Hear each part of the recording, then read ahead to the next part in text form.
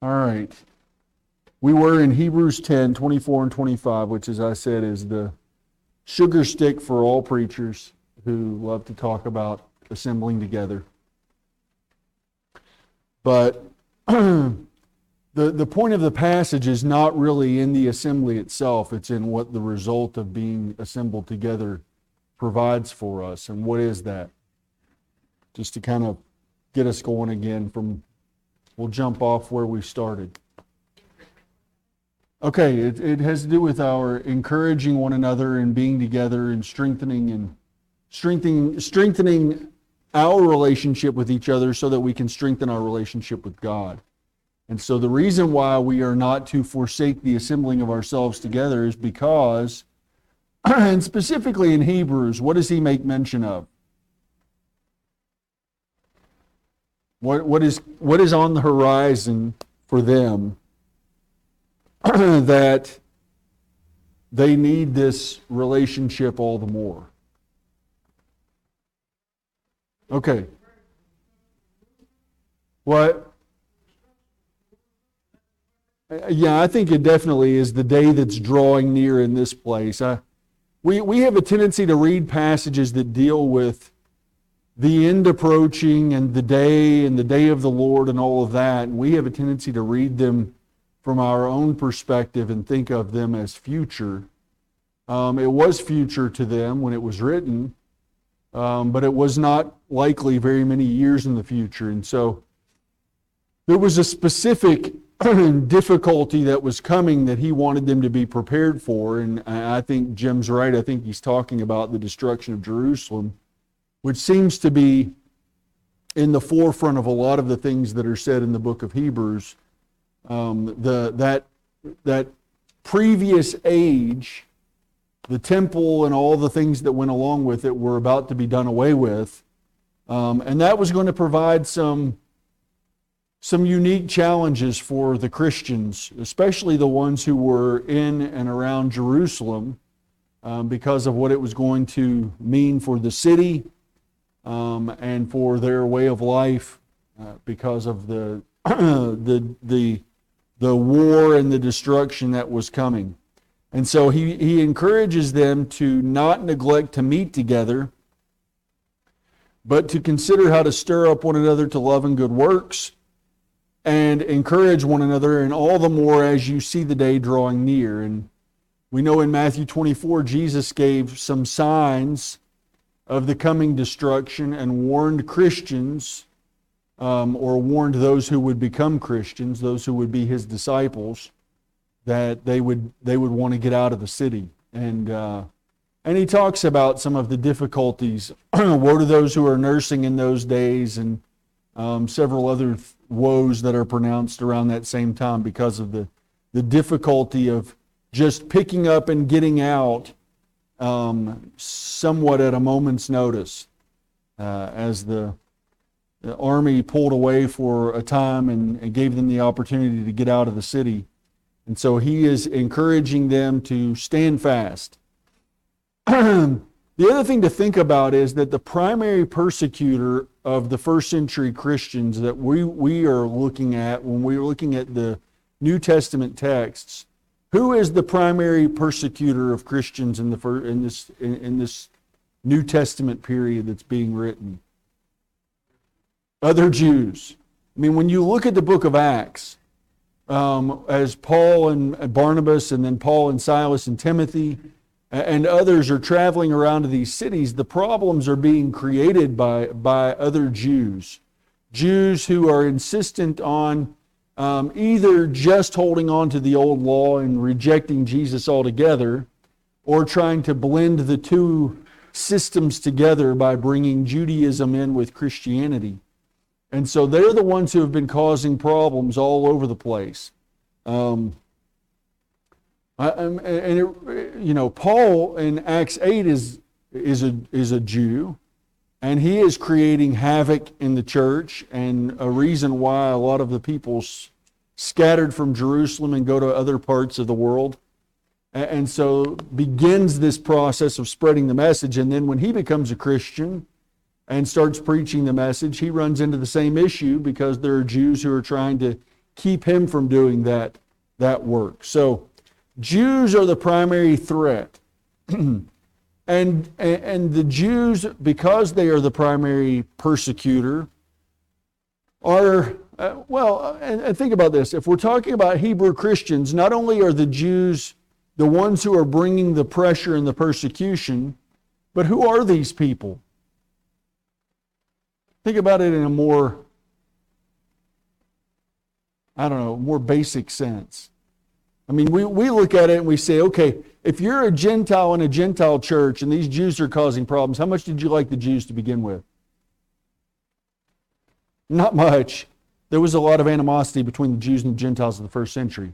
But if you're a Jew who obeys the gospel, who are these other Jews that are causing this persecution in some cases? Who? The leaders of the people. So they're people you have previously looked up to. Let's bring it closer to home. They're family members. I mean, remember when Jesus said, I did not come to bring peace but a sword? And a man's enemies will be who? People of his own household. So now a brother obeys the gospel and a brother doesn't. And a brother is like a Paul, who is steadfast and dedicated to Judaism. He looks at this new brother who's gone after this sect this way. What does he think about him? Huh? No, he didn't think very highly of him. He may be arrogant, and that's it. He's a heretic. How do Jews treat heretics, especially if you're a dedicated Pharisaical Jew? And I don't mean Pharisee in a bad way in this sense. I mean Pharisee in a good way, dedicated to the law. If you're a Pharisaical, dedicated to the law Jew, how do you view heretics? What do they deserve? They deserve excommunication or death.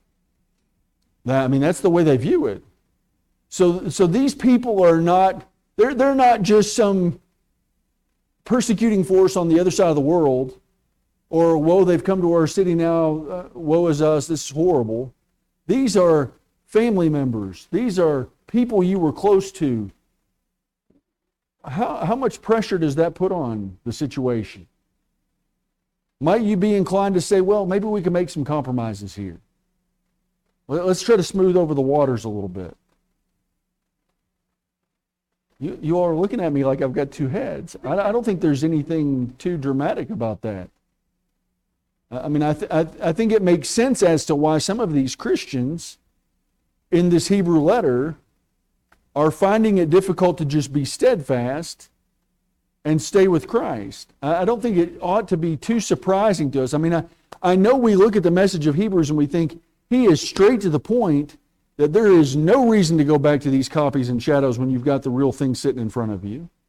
And we say that makes so much sense, and it's perfectly clear to us. Yeah, you're not a first century Jew who some of the people who are causing problems for you and looking at you like you're a heretic and that you've lost all sight of God altogether. These people are not people that you look at and say, well, who cares what they think? They're your own family. They're your friends. They're the leaders. They're the people you grew up with.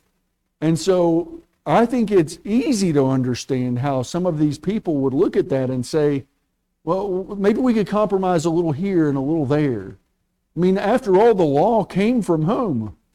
Who was the originator of the law? Wasn't Moses. It was God. So how bad could it be to blend a little bit of the old with a little bit of the new? How bad could that really be? And it's going to smooth the waters with our family, and maybe they'll see the need for Jesus, and maybe they'll come over to this side a little bit more, and we'll give a little here and a little there. And the Hebrew writer is saying absolutely not. Yes, sir. We understand from other scripture, other passages, that they did exactly that. You had some that kept matters of the old law that were out of their own moral conviction. You had some that kept matters of the old law when they were in the presence of some, but not in the presence of others. It just gets complex. It gets difficult.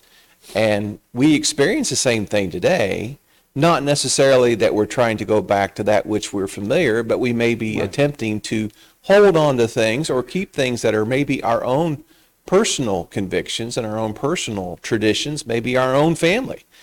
You know, we were just out on the other side of this country, and worship was different in California than it is here. Just it's different, and it felt different, and it wasn't wrong. It was different, and so we on a micro scale are still living with these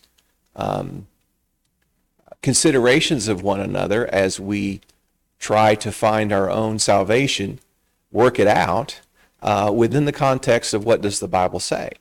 And it's pretty clear that when we have issues of judgment that can be, we might even think, rather small or rather detailed small pieces of judgment versus whether this Christ is the Son of God or not. It's a much larger matter to have to deal with. And you know there are Jews of good-hearted conviction, service to God that are really, really, really struggling with this whole idea of a new order and a new testament. That want to do what's right, that want to please God, and they're in personal turmoil. Right. Because, as Jesus said, the world has been turned upside down. Right. The stars and the moon and the sun have fallen from the sky. Right. You know, so don't think that this is a small matter to accept that there is a new covenant between God and man. Right. It is a big, big deal, and they're struggling, many of them, and others are like, this is what we've been waiting for generations.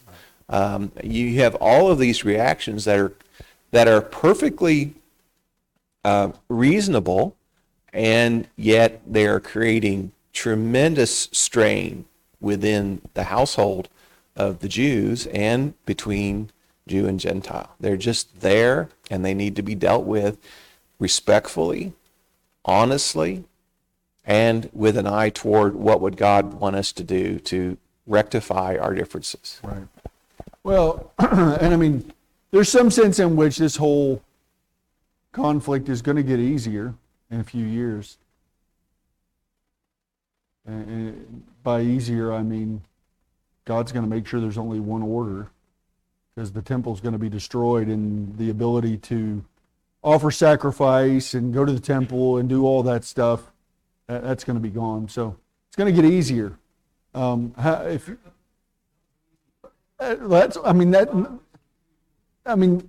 was very much tongue in cheek. I think I even had a little bit of a grin. But I mean, and even if by easier you are viewing it from the perspective of the destruction of the temple, and what's going to happen to a lot of the Jews in Jerusalem along with the destruction of the temple? They're going to be slaughtered. And again, as a first century Hebrew Christian who may have immediate ties, familial ties in Jerusalem or around Jerusalem, how does that make you feel? Woo! This is exciting. Finally going to get rid of all this trouble. No, I mean, that's not exciting. I mean, it's still not something you look forward to. And so all of this provides unique challenges for them. And I say unique. Everybody's challenges are unique, aren't they? I mean, we face unique challenges today. I mean, Greg's right. It hasn't gotten easier. There's always something. And the reason is because people are the way people will be. We've done these things for so many generations now. We really do go through patterns. We just repeat the same cycles over and over again. It's no wonder Solomon, or the observation of Ecclesiastes, there's nothing new under the sun. I mean, things are different now than they were 50 years ago, but not really that different. I mean, we just find new ways to keep redoing the same old things. And I think it's funny, I grew up in the 80s, And I think it's funny how many trends from the 80s are starting to come back now. And then I laugh because the people who grew up in the 50s laughed when we got to the 80s because some of the trends from the 50s were rebirthed in the 80s. There's a song that's been on the radio recently. My girls love it. And I said, that is a song straight out of the 50s. I don't care who you are. I mean, it is a brand new song, but it sounds just like a song from the 50s. I'm like, what in the world is the deal? I mean, we just keep repeating the same patterns over and over again, whether it's in music or lots of other things. But they were faced with struggle, persecution from immediate family, from friends, from people that they respected. And they were being tempted to go back, or at least to blend the old with the new, or to abandon the new altogether and go back to the old. But there's some sense in which, and I mean, going back to what Greg said, there was some sense in which keeping some of the cultural practices seems to have been okay. I mean, Paul dealt with that, I think, in Romans 14, to some extent when he talked about the idea of observing days and eating meats. I think those are two different sides of the same coin, one from a Gentile perspective, one from a Jewish perspective. But that's just me. But the point is, there were things that was okay for them to observe on an individual basis that were a part of their heritage and culture that was different than trying to blend two covenant systems together and to bind and enforce that on other people. And that was a huge problem with the Judaizers, was that what they were trying to do was they were trying to insist that there were parts of the law of Moses, and the reality is parts that even existed before the law of Moses, for example, circumcision, that needed to be implemented and brought into this new covenant.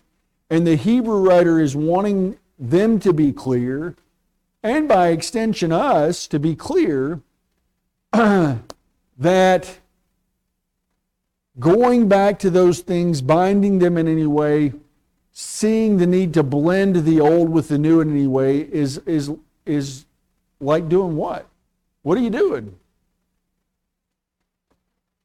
What are you blending? What is the repeated concept he keeps using over and over again? The old is what? It's inferior. It's passing away. It's what else? What other words are used? Huh? It's a type. It's a copy. It's a shadow. All those different words are used. And so you need to cling to that which is the reality. You need to cling to that which is the fulfillment of all that. And to talk about what Greg was talking about a few minutes ago, this should have been what they were looking for all along. This is what those types and shadows and copies were supposed to indicate. And the Hebrew writer tries to use all these different approaches, talking about the fact that you all should have known when you had to offer these sacrifices over and over again, day after day, month after month, year after year, that they weren't providing what you really needed. It was a ceremonial, physical cleansing and sanctifying, and you needed something deeper. And Jesus fulfills that. So do you want to go back to the sacrifice that doesn't satisfy? Or do you want to cling to the sacrifice that does? And so he keeps trying to make this simple for them to see and to understand. But in 26, so we just talked about this need for encouragement. Stimulate one another to love and good works, encouraging one another all the more as you see the day approaching. Don't forsake your assembling together or meeting together with one another. And then he goes on in verse 26 to offer another warning. 26 through the end of the chapter is really a warning. And what's the warning?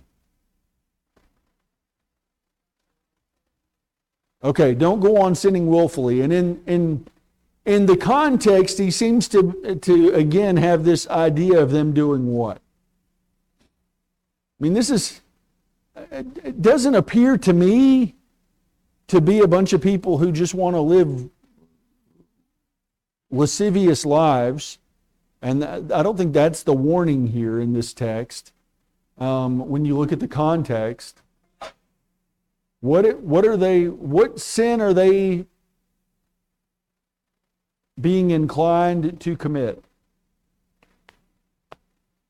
Disrespecting Christ. Okay, and how would they disrespect Christ? I mean, again, I want us to look at this in the context. I don't think, for the most part, the danger that exists is these people completely abandoning Christianity and Christ altogether. I don't think that's what's in view here. I might be wrong. I mean, I'm open to discussion on that, but I don't think that's the danger here. I don't think these are people who have looked at all of this and have said, you know what, I'm going to abandon this and just go live however I want to.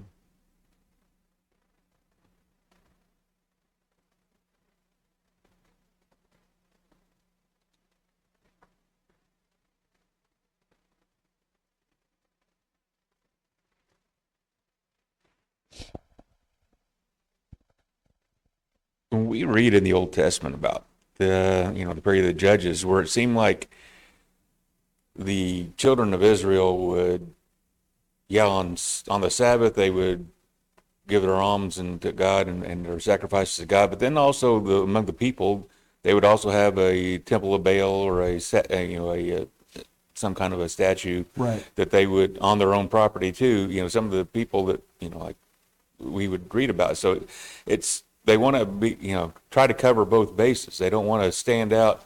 Well, if you're doing this, you're okay. But if you're only serving God, then if you're only a Christian, then you're the problem. But as long as you still show up at the temple or at the synagogue on Saturdays, on the Sabbath, then we'll accept you too. So they want to blend both. They want to step and have both feet on both sides of the line. And I think that's right. I mean, I base that on primarily the latter part of this reading, verse 32 beginning. But recall the former days when, after you were enlightened, you endured a hard struggling with sufferings, sometimes being publicly exposed to reproach and affliction, and sometimes being partners with those so treated. For you had compassion on those in prison, and you joyfully accepted the plundering of your property, since you knew that you yourselves had a better possession and an abiding one. Therefore, do not throw away your confidence, which has great reward, for you have need of endurance, so that when you have done the will of God, you may receive what is promised. Yes, sir, Andrew.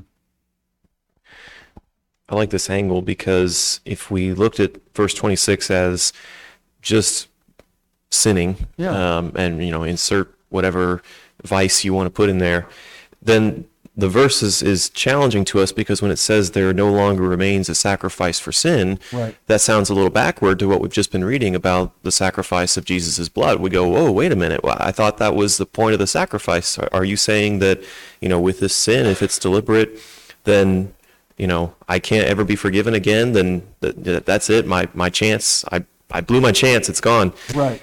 But if we view this as, and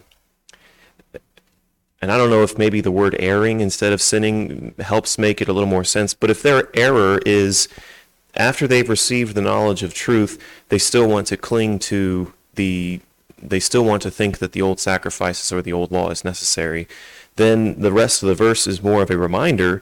There no longer remains a sacrifice for sins. He's sort of restating if you think that the symbols of the old law are going to be necessary for you being right with God, just remember that they are even more now nothing. Right. They're less than what they were before, and what they were before was nothing. So, if that's possible. So maybe that's a way to help us look at this. If it is speaking about their error or their sin is wanting to preserve and say that the symbols are also necessary along with the covenant. And I think it is. I mean, I think in the context it has to be. This is not about people who are just going to abandon Jesus and go back into the world and live their life in all kinds of lasciviousness and sexual immorality and idolatry and all of that. These are people who, like Dan was saying, are trying to trying to walk the tightrope. They want to be good Jews, but they want to be good Christians too. And maybe there was a time when kind of working through all of that was okay. I mean, in the early days of Christianity, Christianity now has been going on for probably 35 years or so, 30 to 35 years. This is probably around mid-60s AD. So 30 or 35 years the church has been in existence, and this message has been preached. And so, and the old way is getting ready to be completely done away with, at least from the standpoint of sacrifice and the temple and all the things that went along with that. And so essentially, at this point, enough is enough. I mean, you can't keep clinging to the old and clinging to the new. You've got to take a stand. And the interesting thing is, looking at that passage 32 and following that we read just a few minutes ago, it looks as though at some point previously they did take a stand. I mean, they took a stand that was at least firm enough that they suffered some persecution before. Some of them lost property, some of them were mistreated, some of them perhaps were imprisoned, whatever. But they had suffered before, and now it's like they've just found it a little easier to compromise. And I don't know what the reason for that is. I don't know what all of the pressures are that exist now that didn't exist before. I don't know how the circumstances have changed. Maybe it's they that have changed. Maybe they've left their first love. They've lost their first love. They've just lost focus in some way. And so the temptation feels, the pressure's a little firmer and it's a little harder for them to give in. But the Hebrew writer is telling them, you need to endure. And I think this is even more significant because of what Andrew was talking about. The language that's used here says that this blending of the old and the new, continuing to cling to the old while trying to be a part of the new, is, I mean, look at what he says in verse 29. How is it described? Chuck, Jim had something. Jim, gotta go. How is it described? What kind of language is used? Because it's pretty pointed stuff when you consider what's going on, and when you consider that what they're clinging to or what they're trying to bring in originated with God. What's the language that's used in verse 29? If you go back and cling to that, if you try to blend these two together in order to try to soften the blow and kind of make things a little simpler for yourselves, what are you doing?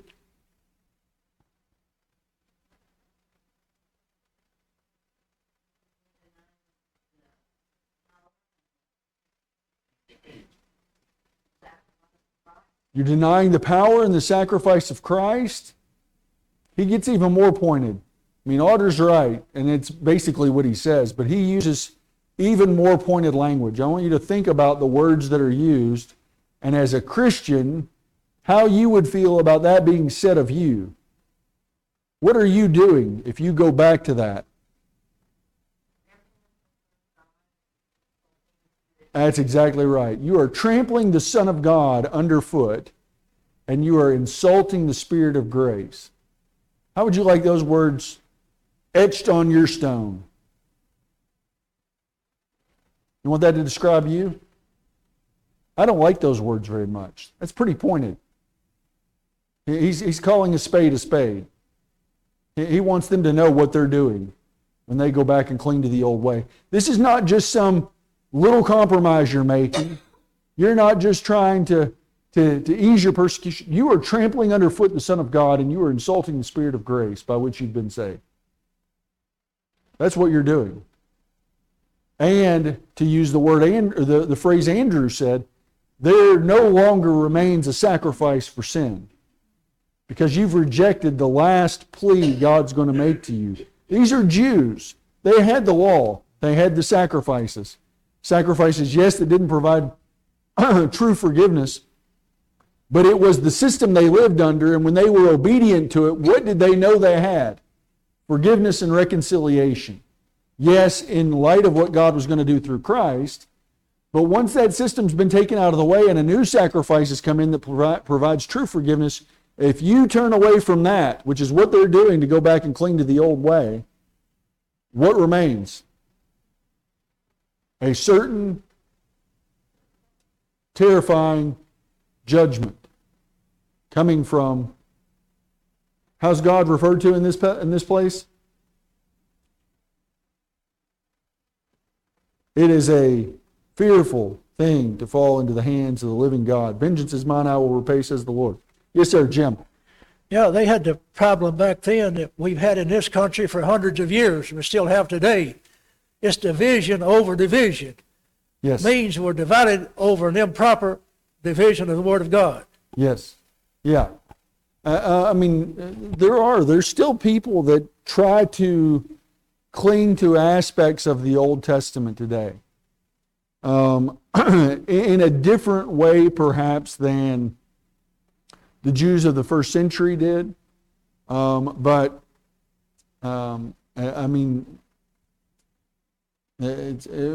may be different from the perspective of what it is that draws us to that and what aspects of it that we cling to. But it's still an improper understanding of the covenants that God's established. Yes, sir.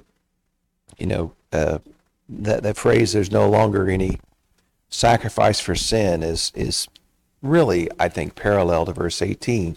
There's no longer any offering for sin. Right.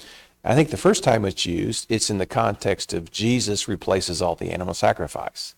I agree with you that in the second context is, well, if you don't think that the sacrifice of Jesus was superior to the animals, and in fact supplanted them so that we never go back to that again, Right. What's left for you? If Christ wasn't enough for forgiveness of sin, what's left? And so if you're going to trample underfoot the Son of God, it's not like there's going to be a third shot at this. And so it's kind of a play on words, but he's sort of saying the same thing, but emphasizing it in a way that kind of strikes your mind a little differently. The first time was, I get it. There's the mental assent Right. that Joseph Casimir used to talk about all the time. I understand what you mean when you say there's no longer sacrifice for sin, but or an offering for sin. But in the second context, I think it's you've got to be kidding if you think God went to the trouble of devising a plan of salvation from before time, and you have rejected that. You accepted the shadow, but you rejected the substance. Right. There's not going to be anything that's going to redeem you at this point until you accept the substance. Right. And it is just as final and just as ugly as trampling underfoot and the terrible judgment. There's reasons why that is as horrifying as it sounds. And that's because you're rejecting God's only begotten Son. And that is the worst place to be. Yeah, that's to use another ugly phrase, that's a slap in the face. It's about as insulting as it gets. The parable Jesus told about the landowner where the servants came and they rejected them and persecuted some of them and killed some of them, and then he said, I'll send my son, they'll have respect on him. That's what's going on here. They may have rejected the prophets, they may have rejected some aspects of the things God had done for them before, but now to reject the very Son. There's other language that's there. Trampled underfoot the Son of God, profaned the blood of the covenant by which he was sanctified, and outraged the Spirit of grace, or insulted the Spirit of grace. And then that statement about God's vengeance coming on all unrighteousness, Romans chapter 1, verse 18. But specifically in this case, if you keep on this path, it's going to be coming against you as well. So verse 36, he said, you have need of endurance, so that when you have done the will of God, you may receive what is promised. For yet in a little while, and the coming one will come and not delay. But my righteous one shall live, and if he shrinks back, my soul has no pleasure in him. That quotation is from Habakkuk, and is dealing with coming judgment. And the interesting thing is, it had dual meaning, because in the days of Habakkuk, it was talking about the coming judgment from Babylon on Jerusalem. But now the Hebrew writer is using it as applying to the coming destruction on Jerusalem by Rome. And then he says in verse 39, we've seen this before. We saw this in chapter 6. He gave a warning. And then he said, but we think better things about you. He does the same thing here, a really firm warning. And then he says, but we, who's that include?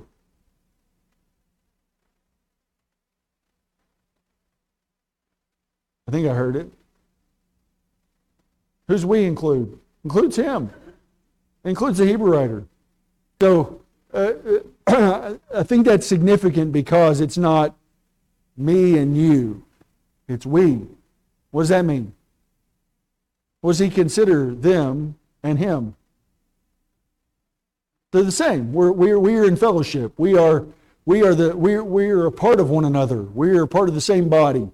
But we are not of those who shrink back and are destroyed, but of those who have faith and preserve their souls. So he, of course, is planning on being faithful. I mean, he's writing this message and warning them, but he is convinced that some of them will be faithful too. And so he is, to go back to Hebrews chapter 2, Jesus was not ashamed to call us his brethren. The Hebrew writer is not ashamed to call them brethren here. We are not of those who shrink back. So endure. And then chapter 11 we come into, and it begins by talking about faith. In fact, all of chapter 11 is about faith. But going back to what Greg said from Joseph, it is not just mental assent. When you look at this text, it becomes pretty clear what biblical faith is all about when you read this text. Because over and over again it says, by faith Abel, by faith Noah, by faith Moses, by faith Abraham, by faith Sarah, so on and so forth. And so we're going to look at that and what follows by faith so-and-so in each of these instances, because it's pretty consistent. But in the very beginning of this chapter, it gives, I think, what can be viewed as a definition of faith. What is faith?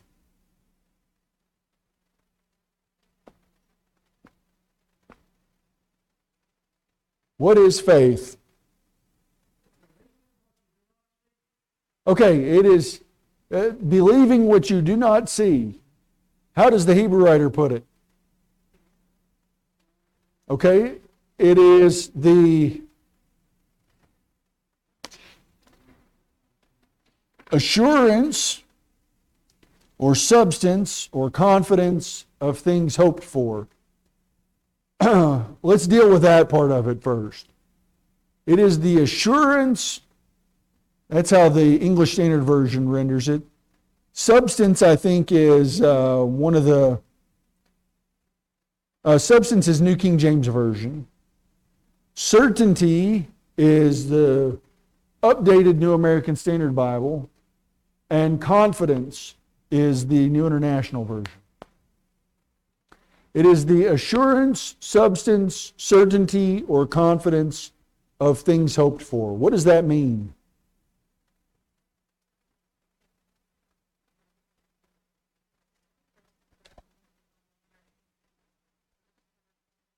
Okay. Verse 13, Ashley says, she is a complimentary verse. It says, these all died in faith, not having received the things promised, but having seen them and greeted them from afar, and having acknowledged that they were strangers and exiles on the earth. I would agree with that. That it in some ways builds on that idea that's revealed in verse 1.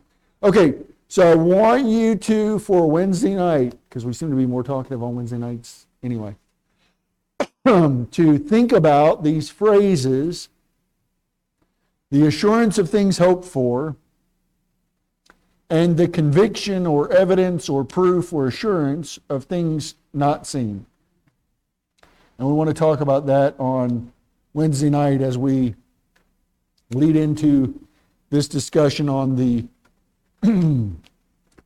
faithful of the Old Covenant and what they teach us that can be so important for us to see and understand and learn. So we'll talk about that